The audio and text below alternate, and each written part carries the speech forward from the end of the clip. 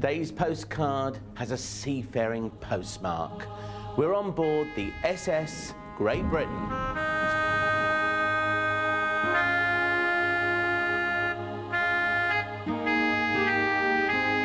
You'll like this postcard of the SS Great Britain, but meet my eloquent guide who makes it all come to life, Terry Carter.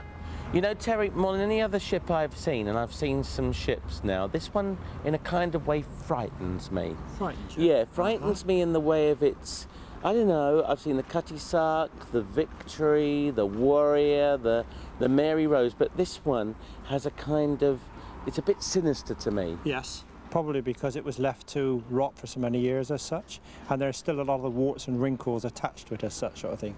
You can actually see the rust and the parts that have sort of gone, as it were. And it's huge. Yes, yes. Well, it was the largest ship in the world at the time, in actual fact. This being the first iron-built passenger liner in the world as such, in 1843 when it was built by his Embark King de Brunel, of course. It took passengers from England to America on 4 different voyages, and subsequently from England to Australia on 32 voyages between 1856 and 1876. Now, she was built here in Bristol. Built in this very dock here, in actual fact. Oh, really? The dock was built, extended to take the SS Great Britain, in actual fact. So in 1843 there would have been 3,000 people working on the ship. Carpenters, shipwrights, riveters, all sorts of folk. Was she back to the womb? Yeah, back to the womb. Absolutely. That's the uniqueness of her, in actual fact. The fact she's back where she was built. Yes. So she started off then as a passenger liner. She's got sails and she's got steam. Yes. Was that unique in its own way as well? Because the HMS Warrior, for instance, is of a similar nature. Yes. Much younger than ours, of course. Right. Much younger than ours. But was that, did that add to her in any way? Why sails when she had steam, for instance? Well, it was always a second mode of propulsion, the sails, of course, if the engine did ever break down, but it never did in anger, in actual fact. Plus the fact, of course, when she was going to Australia, there was no way that she could actually steam that far, carrying enough fuel to do the trip. So she would sail to Australia and only steam when either winds were not favourable or there was no wind at all. But of course on the American trip is where she steamed across the Atlantic in one go, as it were, and about 1,200 tonnes were consumed by her during that voyage across to America. Tell me about Brunel then. Why did he get involved? Why did he get involved? Yes, how did he get involved? Well, he was the general engineer on the railways at the time, the Great Western Railway from London to Bristol.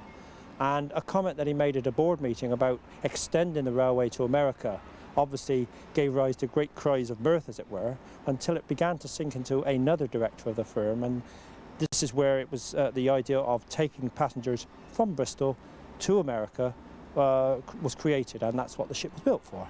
She never actually took passengers from Bristol to America because the dock gates at the bottom of the harbour there were too small for her to pass through easily.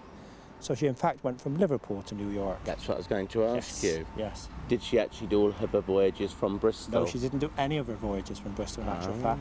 She went out on July the 19th, 1843, and she came back in on July the 19th, 1970, and that was the only time that she came in and out of Bristol. Did people find her awesome for her day? I mean, did they think because she's made of iron she might sink? Absolutely, absolutely. The first voyage that she ever went to America, she only carried 29 passengers, as opposed to 360 that she was built to carry, of course.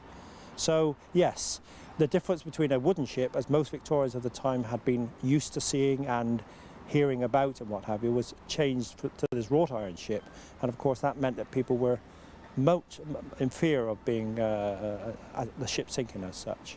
So no, it was quite an awesome ship for the people of the time from that point of view. Yes. I still find her awesome. Yes.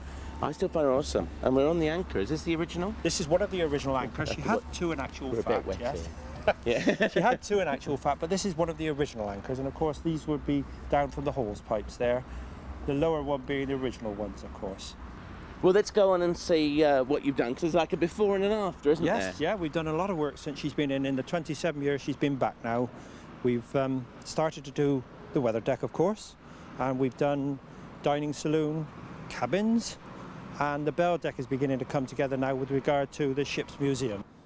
Well, there's Clifton behind us with the pretty coloured houses. There's the Cabot Tower up there, and that's Bristol Cathedral over there. So what would it have been like the day that she was launched from here? Well, very few of these houses would have been here in those days, obviously, because Clifton itself was more into the village area. This is the outskirts of Clifton Village here. This would have been Brandon Hill, as we know it in Bristol, and that would have been covered with people, both sides of the harbour, watching the launch of the SS Great Britain by Prince Albert, who had come down to London especially to launch the SS Great Britain. There was an unfortunate occurrence on the day of the launch. The lady who was supposed to break the bottle of champagne over the bow of the ship missed. Did she? And Prince Albert picked up another bottle of champagne and threw it literally at the bow of the ship, and that was how she was launched in actual fact. Did people find that a bit superstitious? Were Yes, they, you know? yes, I think so. I think there was something behind that, and has lived with her. I mean, she doesn't apparently have any ghosts, but there was a Captain Gray who committed suicide from one of the stern windows, apparently. But that's the only sort of superstitious nature that might arise from the ship. However, passengers on board the ship were few and far between initially, but it did build up. On the Australian run, we could have anything up to 730 passengers on. Will they all fit SS on Great this? Britain. Oh yes, because on the Australian run there was a slightly different design to the ship. She had a little set of cabins up through the centre of the vessel there, which housed all the second class and first class passengers at the stern. She's a Victorian ship. Did Queen Victoria ever come on her? Yes, she visited London before she actually took up commercial service for the Queen to see her. And in fact, many, many thousands of Londoners visited her at, I think it was a penny a time or whatever, because of her beautiful lines. They'd never seen a ship like her before, in actual fact. First wrought iron passenger carrying liner, Now, of course. Queen Victoria is not the sort of person that you can thrust things upon. She either, you know, liked something or didn't like Well, she something. liked this vessel. She did? She did indeed, yes. She never actually sailed on her, as it were, but she visited her whilst the ship was in London. Now, all of this here, you can imagine what it must have been like on the Atlantic across to New York. That certainly frightens me. I've done the QE2 and we listed and we rolled and we did this. Well, this vessel would have rolled, pitched and tossed quite more considerably than the Queen, one of the Queens, which one went on as such. But however, to offset this from the first class passengers' point of view, of course, they were always housed at the stern of the vessel, because by the time the waves had gone along the length of the vessel, they were obviously much smoother than they were at the bow of the vessel. So sharp end was second class passengers, blunt end or stern was the first class passengers. Let's go and see their accommodation. Yes, then. indeed. Let's go and do that. Is it sumptuous? Oh, quite sumptuous. All relative to the actual day, I'm afraid. Was it a good design by Brunel? I think for its day it was a super design, yes indeed, because most of, a lot of its design features are still held in modern ships nowadays. The compartmentalisation, in other words, the bulkheads. The screw propeller is one that's been used ever since as such, because up until those times it had been paddles for steamboats and what have you. Even the hinged masts were yet another innovations as such. It meant that the accommodation below... At the bottom there, you've got Indeed, big hinges. yes. Yeah, it meant that the accommodation below was not impeded, you see, by masts going all the way down to the keel and what have you.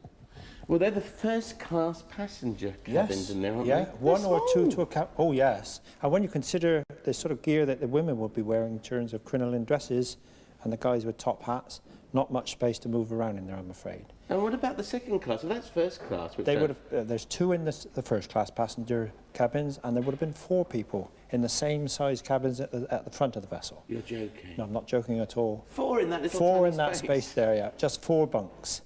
And there would have been up to 4 people in sharing a cabin all the way across to Australia, which was about 55 to 60 days. Blooming. Yes, indeed.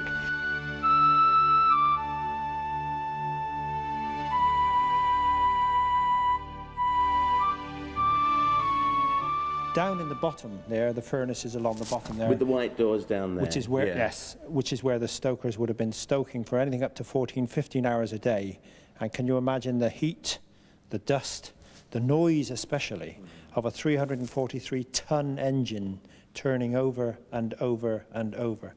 Because it was quite a slow-moving engine, in as much as the large wheel, which would have been housed in the centre, was turning at about 18 revs per minute, which turned on a 3-to-1 ratio, the propeller shaft, at about 54 revs per minute. So she was quite a slow, laborious engine, but very noisy, very, very noisy. And dust and heat. I mean, it would have been dreadful working down there all day long, I'm feel certain. But the area that we're stood in at the moment is the area that we've left, virtually is how we found it in the Falklands in 1969. You can see there's lots of rust, lots of holes, and of course there wouldn't have been any deck above our heads as such in those days. So winds, weather, seagulls, and every sort of infestation of the Antarctic region would have been in this ship. Consequently, when she came back, an awful lot of her had to be cleaned up, barnacles, rust and all that sort of thing. And as you can see, very, very poor state of repair inside. But what you do, and I think what it does do for the visitors, is give them the authenticity of what they're looking at.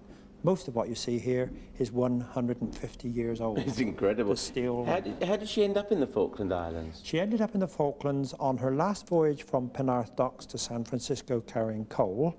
Unfortunately, she ran into rough weather at the Cape Horn there, had to put back into the Falklands for repairs, which were far above the other commercial viability of the ship. So in fact, she was sold off to the Falkland Island Trust and used as a storage vessel in Stanley Harbour, storing such things as wheat and sheep's wool and what have you, from 1886 right through to 1937. So she was actually carrying coal then at the end of her life? At the end of her life, she was a cargo vessel carrying coal from South Wales, round the Horn and up to San Francisco, I'm afraid, yes. Right, so when did she stop being a passenger ship and why? Yeah, 1876 was the time when she finished carrying passengers, and that's because of the vessel, many other ships had then been built subsequently of a larger carrying capacity, so commercially she became unviable to use on the Australian run. And then, unfortunately, that's when she ended her passenger carrying life.